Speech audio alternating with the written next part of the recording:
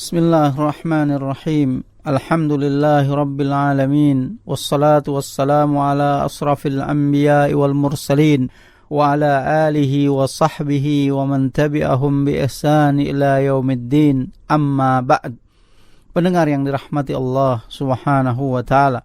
Setiap seorang muslim sejati tentu menyadari bahwa ragam ujian dan cobaan pasti menerpa kehidupannya. Di mana ada kehidupan pasti, di situ ada ujian dan cobaan. Ujian merupakan hal yang pasti adanya di kehidupan dunia yang fana ini. Allah Subhanahu wa taala menjadikan dunia sebagai medan tempaan untuk menguji kualitas kesabaran dan penghambaan segenap hamba-hambanya. Dan tidak ada bimbingan ilahi dalam menghadapi ragam ujian dan cobaan itu kecuali dengan bersabar atasnya, meski disadari bahwa kesabaran itu sangat berat untuk dilakukan. Di kesempatan kali ini, kita akan sama-sama menyimak kabar gembira dari Rasulullah sallallahu alaihi wasallam tentang keutamaan mendapat ujian sakit dari Allah Subhanahu wa taala. Ummul A'la meriwayatkan bahwa Rasulullah sallallahu alaihi wasallam menjenguknya ketika ia sedang sakit. Kemudian beliau bersabda, "Bergembiralah wahai Ummul A'la, sesungguhnya sakitnya seorang muslim itu membuat Allah menghilangkan kesalahan-kesalahannya, sebagaimana api yang menghilangkan kotoran emas dan perak." Hadis sahih riwayat Abu Daud. Pendengar yang dirahmati Allah Subhanahu wa taala, kabar gembira yang disampaikan Rasulullah sallallahu alaihi wasallam ketika menasihati Ummul A'la radhiyallahu anha ini menjelaskan kepada kita bahwa orang mukmin itu diuji agar Allah bisa menghapus kesalahan dan dosa-dosanya. Tentu saja untuk meraih keutamaan terhapusnya kesalahan-kesalahan karena ujian itu dibutuhkan kesabaran. Sabar ketika menghadapi suatu ujian dengan menahan hati, lisan dan anggota badan dari perbuatan yang dilarang syariat seperti mengumpat, mencela, dan perbuatan buruk lainnya. Untuk menguatkan kesabaran yang ada dalam diri kita, maka alangkah lebih baik jika kita mengetahui keutamaan sabar sebagaimana diterangkan oleh Allah Subhanahu wa taala dalam Al-Qur'an dan Rasulnya sallallahu alaihi wasallam dalam sabda-sabda beliau.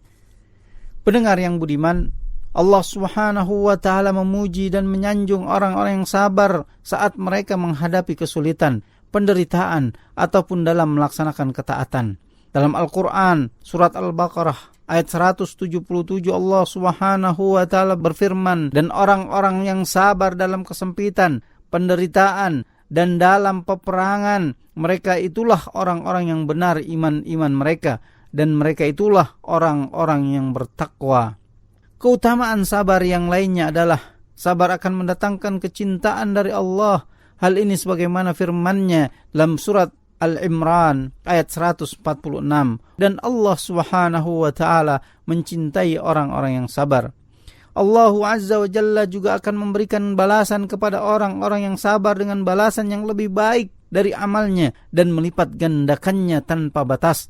Dalam Al-Quran, surat Az-Zumar ayat ke-10 Allah Subhanahu wa taala berfirman, "Sesungguhnya hanya orang-orang yang bersabarlah yang dicukupkan pahala mereka tanpa batas."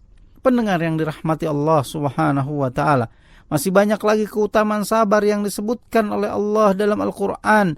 Adapun dari As-Sunnah, maka di antaranya adalah sabda Rasulullah sallallahu alaihi wasallam yang diriwayatkan oleh Imam Muslim yang artinya, "Sungguh menakjubkan urusan orang-orang yang beriman.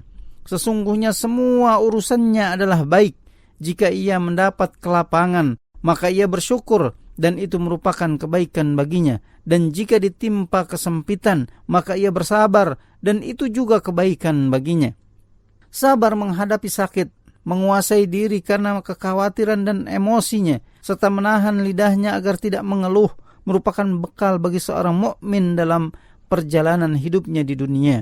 Maka dari itu sabar termasuk dari bagian iman, sama seperti kedudukan kepala bagi badan. Jika tidak ada iman bagi orang yang tidak sabar, sebagaimana badan yang tidak ada artinya tanpa kepala. Maka kita harus mampu menahan diri tatkala sakit dan menyembunyikan cobaan yang menimpa kita. Bahkan sebagian ulama salafus saleh berkata, siapa yang mengadukan musibah yang menimpanya, maka seakan-akan dia mengadukan Rabb-nya. Tentunya yang dimaksud mengadukan di sini bukan membeberkan penyakit kepada dokter yang mengobatinya, tetapi pengaduan itu merupakan gambaran penyesalan dan penderitaan karena mendapat cobaan dari Allah yang dilontarkan kepada orang yang tidak mampu mengobati, seperti kepada teman atau kepada tetangga yang lainnya. Pendengar yang dirahmati Allah Subhanahu wa ta'ala, selain dengan mengetahui keutamaan sabar, kita juga harus meyakini bahwa Allah menguji kita sesuai kadar keimanan. Jika bobot iman kita berat, maka Allah akan memberikan cobaan yang lebih berat. Namun jika ada kelemahan dalam agama kita, maka cobaan yang diberikan pun akan lebih ringan. Sa'id bin Abi Waqqas radhiyallahu anhu meriwayatkan bahwa ia pernah bertanya kepada Rasulullah sallallahu alaihi wasallam tentang siapakah orang yang paling keras cobaannya. Maka Rasulullah sallallahu alaihi wasallam pun menjawab, yang paling keras cobaannya adalah para nabi, kemudian orang pilihan dan orang pilihan lagi. Maka seseorang akan diuji menurut agamanya. Apabila agamanya merupakan agama yang kuat, maka cobaannya juga berat. Dan apabila di dalam agamanya ada kelemahan, maka dia akan diuji menurut agamanya. Tidaklah cobaan menyusahkan seorang hamba sehingga ia meninggalkannya berjalan di atas bumi, dan tidak ada satu kesalahan pun pada dirinya. Hadis ini sahih, diriwayatkan oleh At-Tirmidzi. Berdasarkan hadis ini, maka sudah sepantasnya kita berhusnudzon atau berbaik sangka kepada Allah Subhanahu wa ta'ala, bahwa ketika kita ditimpa satu ujian, mudah-mudahan itu merupakan pertanda dihargainya keimanan kita, dan Allah berkehendak untuk meninggikan derajat kita kelak. Pendengar yang dirahmati Allah Subhanahu wa ta'ala, sebagai kesimpulannya, marilah kita meraup pahala sebanyak-banyaknya di sisi Allah Subhanahu wa ta'ala ketika cobaan menimpa, dengan senantiasa menguatkan kesabaran. Semoga dengan itu kita dapat meraih pahala dan kedudukan yang tinggi di sisinya kelak. Amin ya rabbal alamin. Wallahu a'lam. Wa sallallahu ala nabiyyina Muhammad wa ala alihi wa sahbihi wasallam. Subhanakallahumma bihamdika asyhadu an la ilaha illa anta astaghfiruka wa atubu ilaik.